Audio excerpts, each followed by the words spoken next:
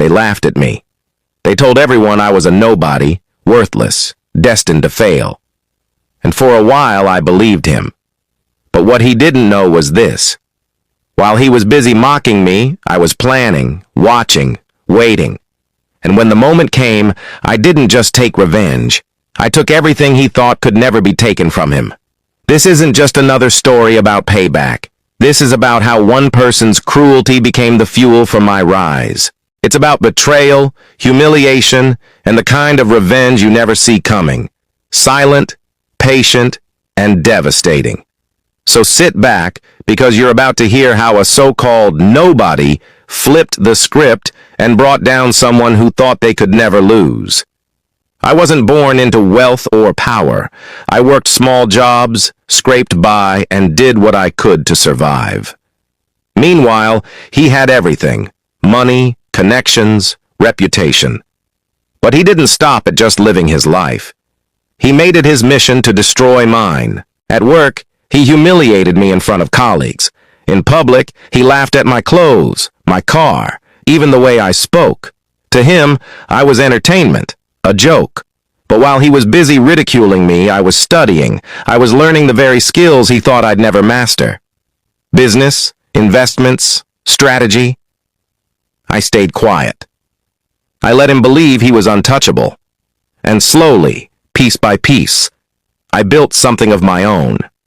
A network, an opportunity, a weapon hidden behind silence. Years later, when he was at his peak, untouchable, arrogant, blind, I made my move.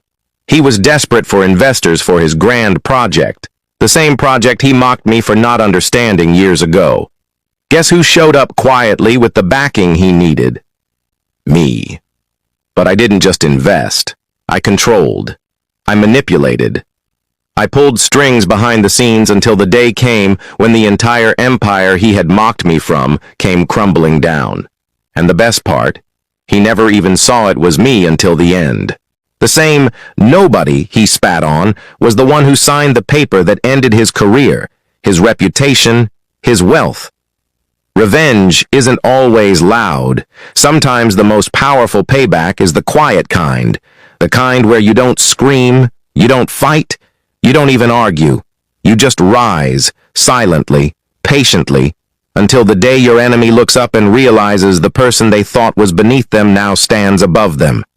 So remember this, never underestimate the quiet ones, because the revenge they carry isn't impulsive, it's devastating.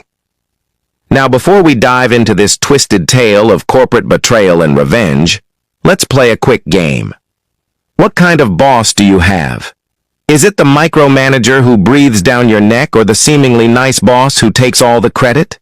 Share your thoughts in the comments. Your stories might make it into our upcoming videos. And here's a little secret just for you. If you stick around until the end, I'll share an extra message, something that could change the way you handle conflict in your own life. You in? Okay, then let's get into the story. Our story begins in the heart of a bustling metropolis where two individuals, both striving for success but starting from different positions on the ladder, find themselves working for the same company. There's Alex, the ambitious newcomer, and David, the established yet somewhat insecure manager. From the moment Alex steps into the office, David senses a threat.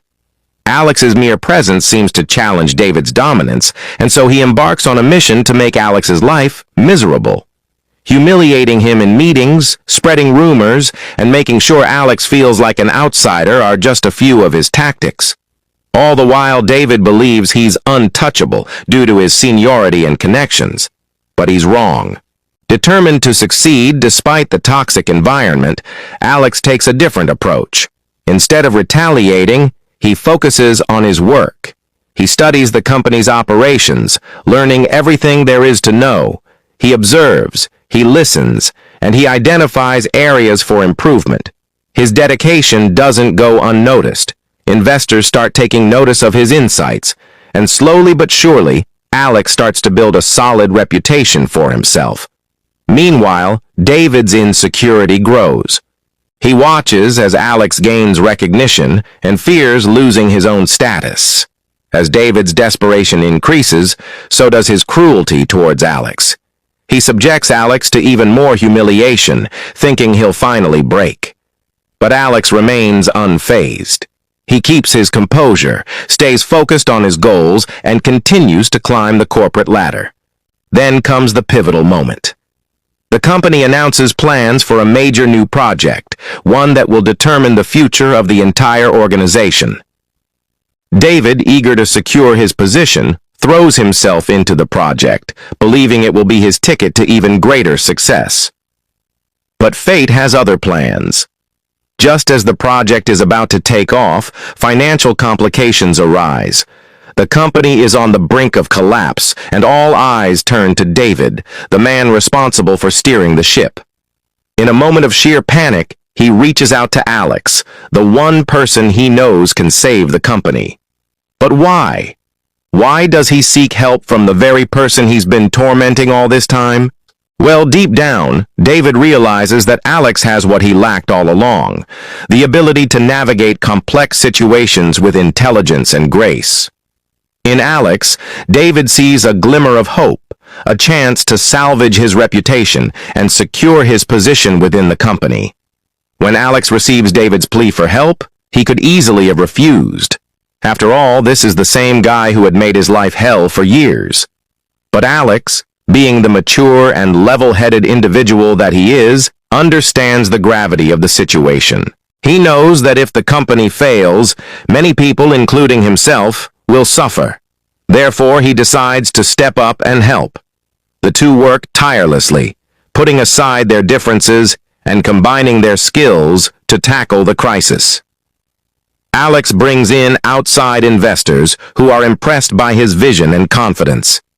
David, seeing the support Alex has garnered, realizes the error of his ways.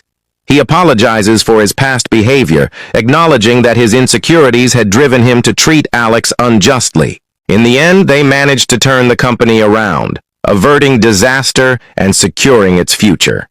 David, filled with remorse, offers Alex a partnership in the company, an olive branch to show his sincerity.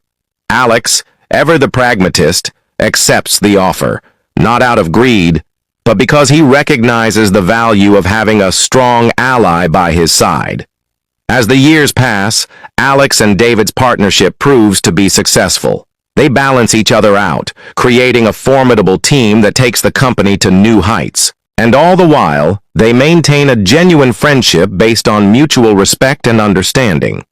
The once toxic work environment transforms into a place of collaboration and innovation, drawing in top talent from around the world. Their combined efforts restore the company's reputation, making it a shining example of corporate excellence. Now, as we wrap up this tale of professional growth and redemption, I want to leave you with a bit of wisdom.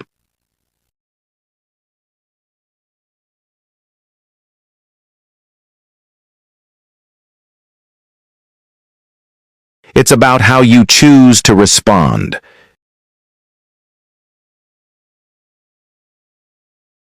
Or you can choose to grow, learn, and adapt.